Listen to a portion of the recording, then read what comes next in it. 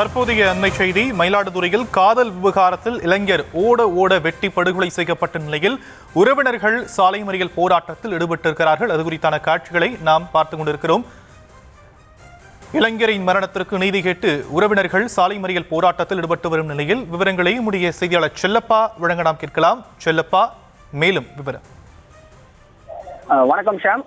அதாவது பாத்தீங்கன்னா, மயிலாடுதுறை அருகே அடியக்காமங்கலம் கிராமத்தில் ஒரே சமுதாயத்தை சேர்ந்த வைரமுத்து, மாலினி என்பவர்கள் கடந்த 10 ஆண்டுகளுக்கு மேலாக காதலித்து வந்தனர். 2 நாட்களுக்கு முன்பு மயிலாடுதுறை காவல் நிலையத்தில் நடைபெற்ற பேச்சுவார்த்தையின் அடிப்படையில் பெண் காதலன் வீட்டோடு செல்வதாக ஒப்புக்கொண்டார். இதனால பெண்ணின் வீட்டார் பெண்ணிற்கும் எங்களுக்கும் சம்பந்தம் இல்லை என்று எழுதி கொடுத்து அனுப்பி வைத்தனர். இந்த நிலையில் பெண் சென்னையில் வேலை பார்த்து வரும் நிலையில் சென்னைக்கு சென்றார்.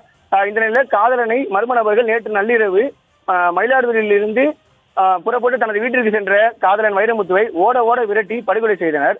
இந்த சம்பவத்தில் மாவட்ட எஸ்பி ஸ்டாலின் நேரில் விசாரணை செய்த நிலையில காதலியின் தாயார் விஜயா, காதலியின் சகோதரர்கள் குணால், குகன், சித்தப்பா பாஸ்கர், உறவினர்கள் கவியரசன், சுபாஷ், அன்புநிதி ஆகிய 7 பேர் மீது நடவடிக்கை எடுக்க கோரி பாதிக்கப்பட்ட குடும்பத்தினர் அளித்த புகாரின் பேரில் கவியரசன், சுபாஷ் ஆகிய இருவரை பிடித்து விசாரணை மேற்கொண்டு வந்த நிலையில தலைமறைவான மற்றவர்கள் போலீசார் தீவிரமாக தேடி வந்தனர்.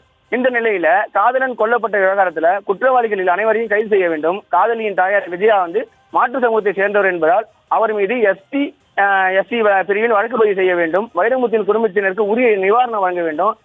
மேலும் இவர்கள் அனைத்து பேரையும் கைது செய்ய வேண்டும் உள்ளிட்ட கோரிக்கைகளை வலியுறுத்தி உறவினர்கள், மார்க்சிஸ்ட் கம்யூனிஸ்ட் கட்சியினர், விடுதலை சிறுத்தை கட்சியினர் என 100க்கும் மேற்பட்டோர் மயிலாடுதுறை அரசு மருத்துவமனையில் இருந்து வெளியே மயிலாடுதுறையிலிருந்து கும்பகோணத்துல பிரதான சாலையில அமர்ந்து சாலை மறியல் போராட்டத்தில் ஈடுபட்டிருக்காங்க. மேலும் இந்த தகவல் விரைந்து வந்த மயிலாடுதுறை டிஎஸ்பி பாலாஜி போராட்டக்காரர்களிடம் பேச்சுவார்த்தை நடத்தி வருகிறார்.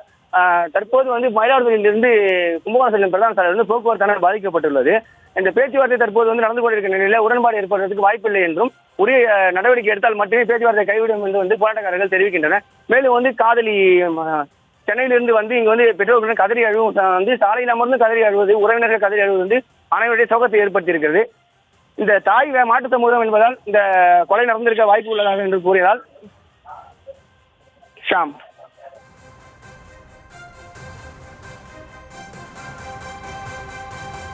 தற்போதைய விவரங்களுக்கு நன்றி செல்லப்பா.